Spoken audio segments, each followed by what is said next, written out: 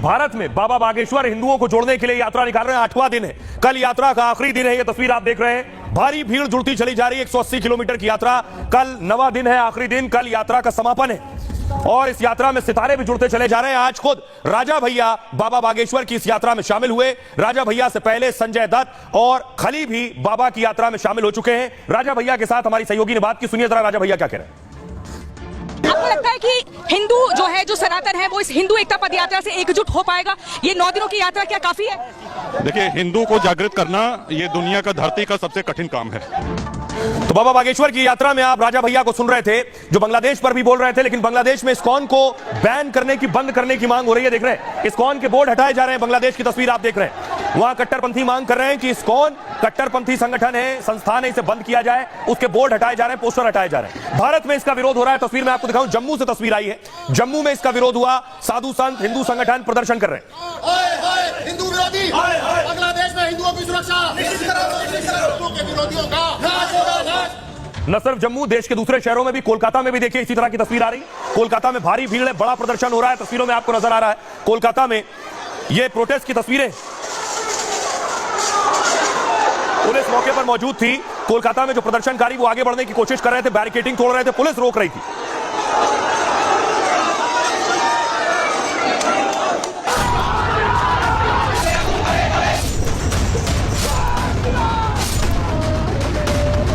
एक भी मुसलमान ने अपील नहीं की है कि भारत में हम सब सुरक्षित हैं, तो भारत के मुसलमान वहां पर ये अपील करें कि बांग्लादेश में हिंदुओं को सुरक्षित रखें। जो वर्तमान अंतरिम सरकार है, उससे हम यही आशा करते हैं कि जिन लोगों ने ऐसा कार्य किया है उनको पकड़ें और दंड दें। भारत सरकार ने अपना जवाब दिया है, हम उसकी तारीफ करते हैं। एमईए ने जो दिया है, घड़ियालू आंसू बहाने की जरूरत नहीं है। बांग्लादेश का हिंदू सामर्थ्यवान है। आज लगातार बांग्लादेश हिंदू विहीन होने के कगार पर। बांग्लादेश में एक हिंदू संत की गिरफ्तारी से भारत बहुत गुस्से में है। सड़क से संसद और इस्कॉन परिसर तक बांग्लादेश का विरोध हो रहा है। शहर शहर प्रदर्शन हो रहे हैं और यूनुस सरकार के खिलाफ हिंदू हुंकार भर रहे हैं।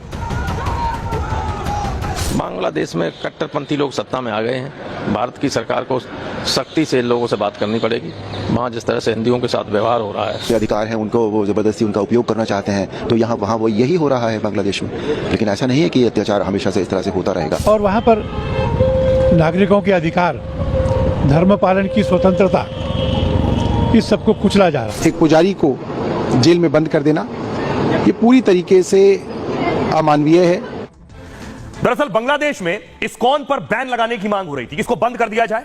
बांग्लादेश की अदालत में आज इस मामले पर सुनवाई हुई कि क्या इस्कॉन को बैन किया जाए, इस्कॉन मंदिर को। बांग्लादेश हाईकोर्ट से यूनुस सरकार को बड़ा झटका लगा। इस्कॉन पर बैन लगाने की मांग कोर्ट ने खारिज कर दी।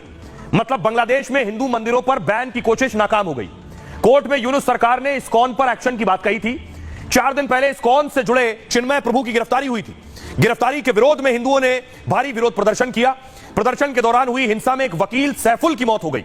सरकार और कट्टरपंथी संगठनों ने इसके लिए इस्कॉन को जिम्मेदार बताया। पुराने विवाद और इस मर्डर का हवाला देकर बैन की मांग की। हिंसा भड़काने और धार्मिक असहिष्णुता बढ़ाने के आरोप लगाए इस्कॉन पर। कहा इस्कॉन पर 3 केस दर्ज किए हैं, 33 की गिरफ्तारी की गई है। कट्टरपंथी धार्मिक संगठन को रोकना सरकार की प्राथमिकता है। इस्कॉन पर बैन लगाने का यही सही समय है, कोर्ट में कहा गया। कोर्ट ने कहा बिना ठोस सबूत के बैन नहीं लग सकता है। हाईकोर्ट ने यूनुस सरकार को कड़ी फटकार भी लगाई और कहा सरकार देश में लोगों की सुरक्षा सुनिश्चित करे, बांग्लादेश में कानून व्यवस्था को लेकर सतर्क रहे। यानी अपनी अदालत में ही यूनुस सरकार बेनकाब हो गई है।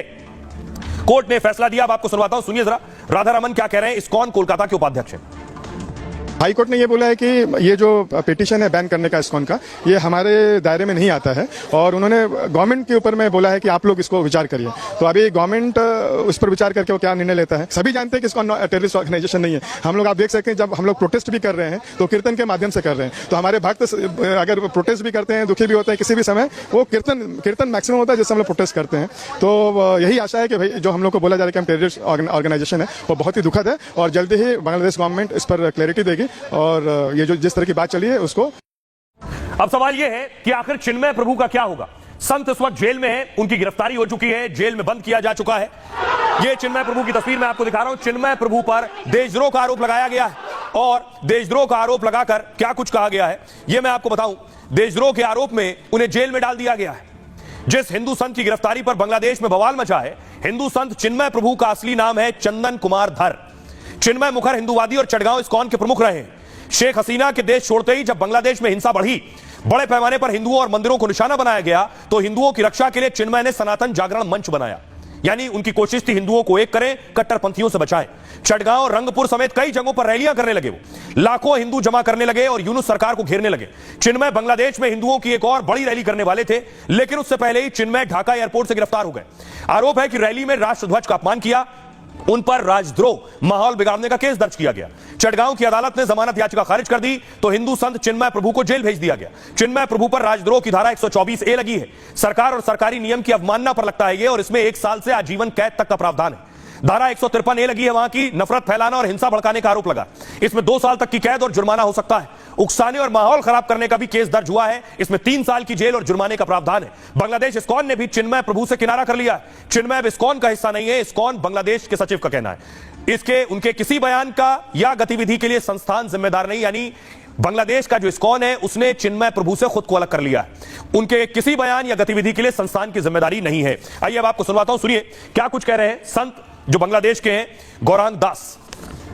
चिन्मय कृष्णदास और संपूर्ण सनातनी कम्युनिटी ये बांग्लादेश के नागरिक होते हुए उनको हर प्रकार से न्याय मिलना चाहिए। इस्कॉन बांग्लादेश इस बात पर भी बल देता है कि सनातनी कम्युनिटी और चिन्मय कृष्णदास के प्रति किसी भी प्रकार का भेदभाव उसे सहन नहीं करेंगे। चिन्मय कृष्ण प्रभु को रिहाई करना है, हिंदू ऐक्य, हिंदू का संपत्ति, हिंदू का निरापत्ता सेखाने ठीक ठाक करना है, यही मतलब। लगातार बांग्लादेश में दीनहीन गरीबों की सेवा करने को संस्था उसको बैन करने के लिए मुकदमे, तो जिस प्रकार से लगातार एक कुचक्र रचकर हिंदुस्तान में भी धर्म के आधार पर देश का बंटवारा करना, उसके बाद सामान्य नागरिक संहिता की कोई बात नहीं करना, समान अधिकार नहीं है। हिंदू व्यक्तियों भी वही मांग कर रहे हैं कि वहाँ पे सब हिंदू मंदिर, हिंदू व्यक्तियों को संरक्षण मिले, वहाँ पे जो आतंक फैला रहे हैं, जो हिंसा फैला रहे हैं, उनके ऊपर कार्रवाई हो और एक शांति और सद्भावना का वातावरण को पुनः जागृत करके उसको मजबूत किया जाए। इस्लाम में कोई मानवता नाम की चीज नहीं है कि कोई तुम्हारे साथ जो भोजन कराया, जो खिलाया पिलाया, आज उन्हीं को तुम इस प्रकार की बातें कर रहे हो। इस पर तत्काल प्रधानमंत्री को संज्ञान लेना चाहिए। अब प्रदर्शन जो कुछ बांग्लादेश में हिंदुओं के खिलाफ हो रहा है, इसका प्रदर्शन पूरी दुनिया में हो रहा है। सबसे पहली तस्वीर अमेरिका की दिखाऊं मैं आपको। न्यूयॉर्क की तस्वीर आप देख रहे हैं। न्यूयॉर्क में प्रदर्शन हो रहा है हिंदुओं के खिलाफ जो बांग्लादेश में हो रहा है।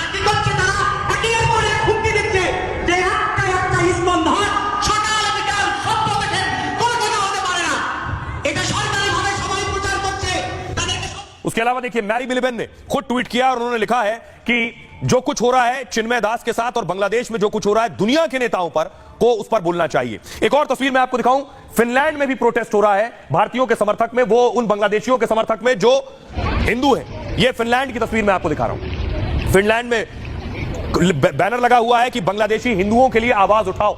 अब देखिए भारत से भी प्रतिक्रिया आ रही, सख्त और कड़ी प्रतिक्रिया हिंदुस्तान ने दी है। बांग्लादेश में हिंदुओं और मंदिरों पर हमले की घटनाएं बढ़ी हैं। अल्पसंख्यक हिंदू समुदाय के साथ बहुत भेदभाव हो रहा है वहां। बांग्लादेश सरकार तुरंत इस पर कोई कदम उठाए। ममता बनर्जी कह रही है बांग्लादेश में जो हो रहा है उसे लेकर अंदर से दुखी हूं, लेकिन बांग्लादेश एक अलग देश है, वो हमारे अधिकार क्षेत्र में नहीं आता है। इस पर हम मोदी सरकार के फैसले के साथ हैं। शेख हसीना जो भारत में है, उन्होंने कहा सत्ता हथियाने वाले लोग हर क्षेत्र में नाकाम हो रहे हैं, ना वो बुनियादी चीज दे पा रहे हैं और लोगों को सुरक्षा। बड़े सनातनी नेता को अन्यायपूर्ण तरीके से गिरफ्तार कर लिया गया। चिन्मय दास को तुरंत रिहा करना चाहिए। मैरी मिलिबेन अमेरिकी सिंगर है, कह रही हैं बांग्लादेश में एक हिंदू संत चिन्मय को जेल भेज दिया गया। कट्टरपंथी लगातार वहां हिंदुओं पर हमले कर रहे हैं। विश्व नेताओं को मुद्दे पर ध्यान देना चाहिए और धार्मिक स्वतंत्रता पर ग्लोबल स्तर पर चर्चा हो, उनका यह कहना है। अब सुनिए इस पर सियासतदान क्या कुछ कह रहे हैं।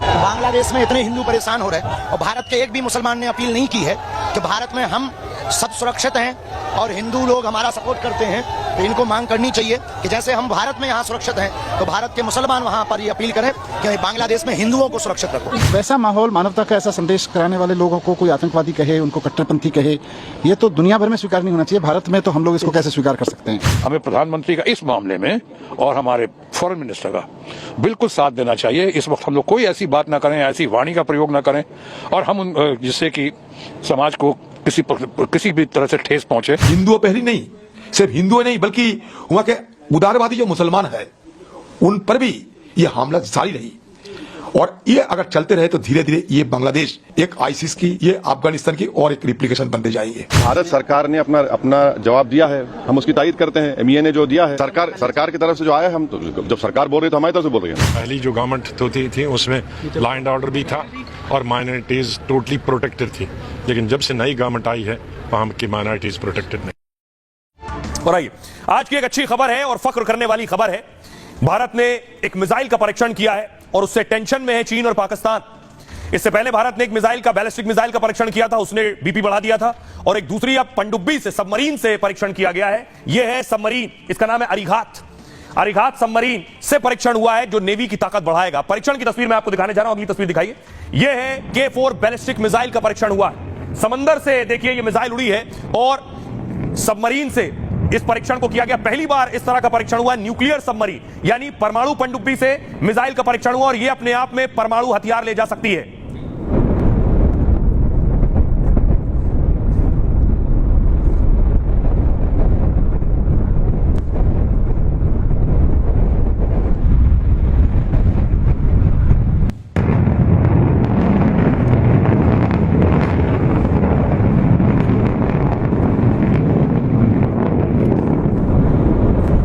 अब आपको बताऊं इसकी रेंज क्या है।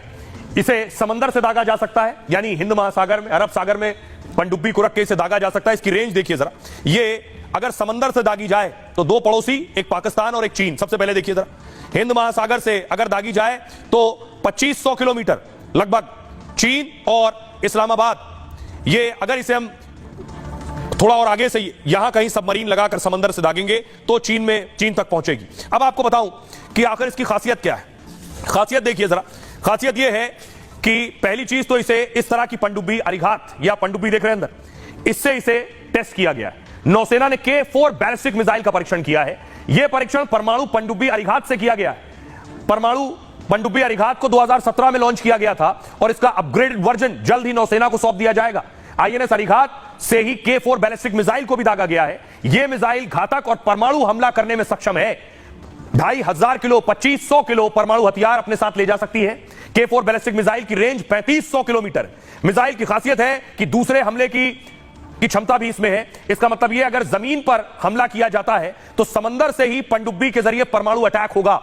नौसेना अब तक 3 न्यूक्लियर सबमरीन तैयार कर चुकी है और इसमें एक अरिहंत में तैनात है और अपग्रेड अरिघात सौंपी जानी है, अपग्रेड करके इसे। तीसरी परमाणु पनडुब्बी S3 का परीक्षण होना है और तीनों पनडुब्बी परमाणु अटैक से दुश्मन का खात्मा कर सकती हैं। हमारे साथ डिफेंस एक्सपर्ट जुड़ रहे हैं इस पर बात करने के लिए। भारत के लिए बड़ा अचीवमेंट है। हमारे साथ कर्नल TP त्यागी जुड़ रहे हैं। त्यागी साहब, ये जो INS अरिघात से K4 का परीक्षण किया गया है, कहा जा रहा है ये परमाणु हथियार भी ले जा सकती है और 2500 किलो परमाणु, ये दुश्मन को टेंशन देने वाला है। भारत ने INS अरिघात से K4 मिसाइल का टेस्ट किया है। इस न्यूक्लियर सबमरीन को 3 महीने पहले ही हमारे डिफेंस मिनिस्टर ने इसका इनॉग्रेशन किया था। इसका रेंज 3500 किलोमीटर है। इससे पहले जो INS Arihant nuclear powered submarine थी उसका रेंज 750 किलोमीटर था। यानी कि अब हम पूरे पाकिस्तान और चाइना के सभी बड़े शहरों को कवर कर सकते हैं। ये submarine light water nuclear reactor से पावर की जाती है, यानी कि लंबे समय तक पानी में रह सकती है।